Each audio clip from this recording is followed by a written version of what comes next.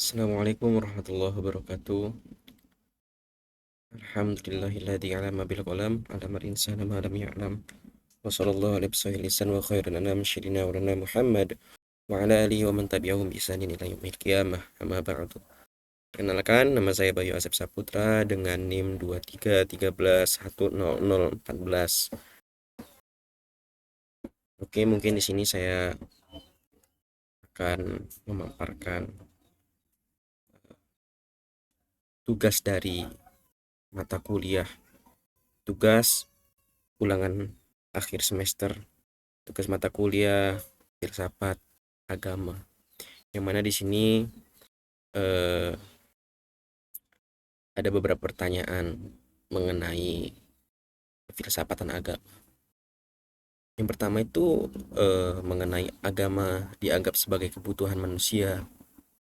Namun mengapa masih ada penolakan terhadap agama?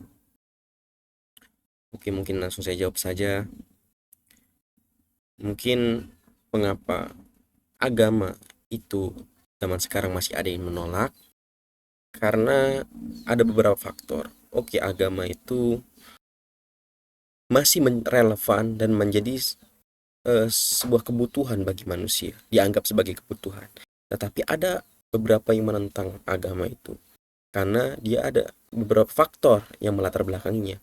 Yang pertama itu karena terdapat pengalaman pribadi yang negatif, ataupun mempunyai latar sejarah yang negatif gitu. Banyak orang menolak agama karena pengalaman buruk dengan intuisi agama. Seperti halnya pada zaman abad pertengahan yang mana gereja mendominasi di Eropa, sehingga mereka itu merasa terlalu dikekang oleh agama sehingga mereka menolak agama.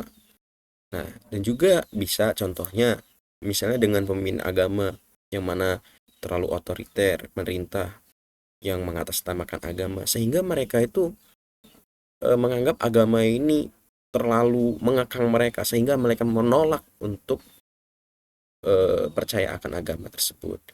Kemudian ada faktor lain seperti halnya ketidaksesuaian dengan nalar atau ilmu pengetahuan, yang mana sebagian orang merasa bahwa ajaran agama tertentu tidak sejalan dengan penerapan logis atau temuan, terutama di era modern sekarang ini yang dianggap agama itu bertentangan. Ada pemisahan antara agama dan ilmiah ataupun sains, karena di agama ini dianggap tidak masuk akal ataupun tidak rasional, tidak saintifik artinya gitu. Kemudian terdapat juga karena tadi pengemuka agama itu menggunakan agama itu sebagai apa ya, objek untuk menguntungkan mereka, artinya penyalahgunaan agama. Mungkin itu. Kemudian ada lagi faktor seperti halnya sekularisasi, yang mana ada pemisahan antara agama dan juga politik, sehingga mereka yang lebih mengedepankan politik sehingga menyampingkan agama, sehingga mereka itu menolak gagasan-gagasan yang dikemukakan oleh agama.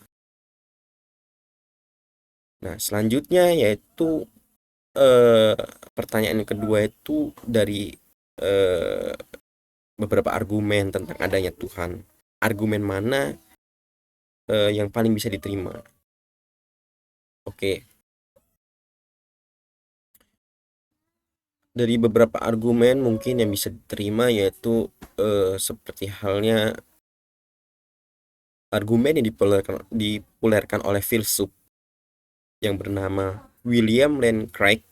Nah, dia itu mempunyai sebuah argumen kalam namanya cosmological argument, yang mana beliau itu mengemukakan bahwasannya segala sesuatu yang mulai ada pasti memiliki penyebab. Segala sesuatu yang mulai ada pasti memiliki penyebab. Alam semesta mulai ada, maka alam semesta memiliki penyebab. Nah, lalu argumen ini berkembang dengan mengatakan bahwa penyebab itu harus non-material, tak terbatas waktu ataupun abadi, berkuasa dan memiliki kehendak bebas. Artinya, ini bisa kita terima argumennya ini. Karena pada hakikatnya kepercayaan kita, kepercayaan seorang dalam beragama ataupun kepercayaan seorang dalam mengatakan bahwasan Tuhan itu ada, pasti mengatakan bahwasan segala sesuatu yang diciptakan di alam ini memiliki penyebab ataupun ada faktor utama yang menciptakan alam semesta ini. Artinya ini ada karena diadakan. Nah, ini maksud yang dipopulerkan oleh filsuf bernama William Lane Craig ini. Nah, itu maksudnya. Artinya sesuatu yang ada sekarang ini itu diadakan oleh apa ya?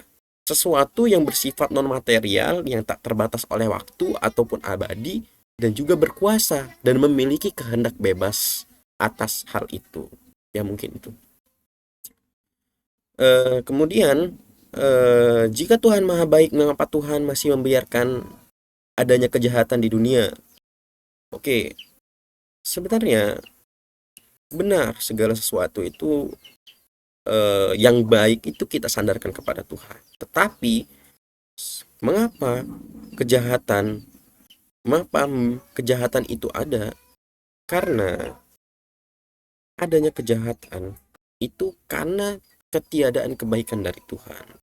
Artinya bukan Tuhan itu membiarkan, tetapi Tuhan itu apa ya? Manusia juga bisa dikatakan memiliki kehendak bebas. Nah, dengan kehendak bebas itu manusia itu diberikan sebuah pilihan. Ketika ia mendekati sisi kebaikan yang diberikan oleh Tuhan, maka yang ia lakukan itu tadi hanya kebaikannya aja gitu. Nah, ketika ia keluar dari kebaikan Tuhan itu, maka yang ada hanyalah sebuah keburukan. Jadi itu. Tuhan itu maha kuasa, bisa mencegah. Mungkin ada rumusan masalahnya gini nih. Tuhan itu maha kuasa, bisa mencegah kejahatan. Tuhan itu maha baik, pasti ingin mencegah kejahatan. Tapi kejahatan tetap ada. Jadi kenapa Tuhan membiarkannya? Mungkin pertanyaan seperti itu. Ya tadi karena kita manusia tadi itu diberikan sebuah kebebasan. Artinya Tuhan itu memberikan manusia kebebasan milih. Karena cinta dan kebaikan sejati hanya mungkin jika dilakukan secara bebas. Tapi dengan kebebasan itu, manusia juga bisa memilih untuk berbuat jahat. Nah, artinya karena kebebasan tadi itu manusia bisa berbuat jahat. Tetapi kita tidak bisa apa ya, menyandarkan kejahatan itu kepada Tuhan karena Tuhan itu maha baik. Nah, yang di luar dari kebaikan Tuhan itu, nah, itu sebab-sebab yang bisa menimbulkan sebuah kejahatan. Ya, mungkin sekian. Nanti. Kesan apa? Apa kesan Anda tentang mata kuliah filsafat agama? Jadi mungkin kesan saya di filsafat agama ini cukup asik karena membahas tentang keagamaan, tentang kepercayaan, sehingga pertanyaan-pertanyaan saya yang mengenai seputar keagamaan mungkin bisa dijawab di mata kuliah filsafat agama ini. Baik, terima kasih atas dosen yang telah membimbing, Dr. Ivan Ahmad Gupron, SVLI MPhil, yang telah membimbing saya dalam MK Filsafat Agama. Semoga ilmu yang beliau berikan dapat bermanfaat bagi saya. Cukup sekian, mungkin wassalamualaikum warahmatullahi wabarakatuh.